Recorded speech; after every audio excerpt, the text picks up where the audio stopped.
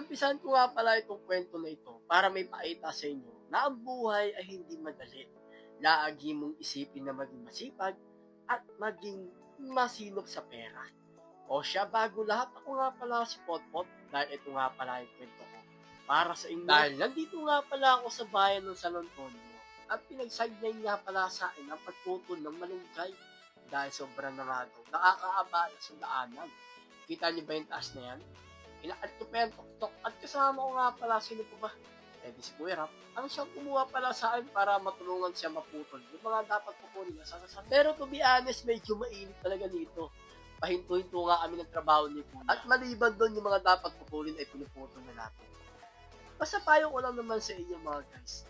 Ang buhay ay hindi naman talaga madali, hindi parang shortcut na biglaan na lang yayaman. Usually, lagi naman pinaghihirapan lahat ng bagay na yan. Wala naman kasi tuturo sa'yo kundi sarili mo.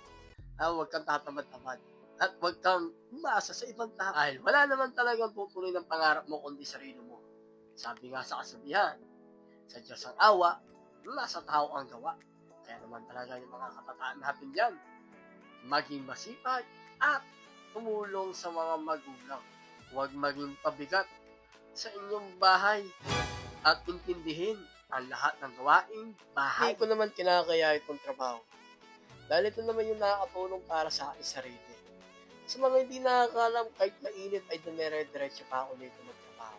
Kinuha ko yung mga kahoy, tinabi ko yung mga sanga-sanga na kailangan itapon para kahit paano maging malinis na.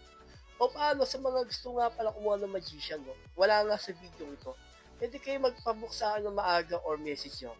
Hanggang sa muli, paalam!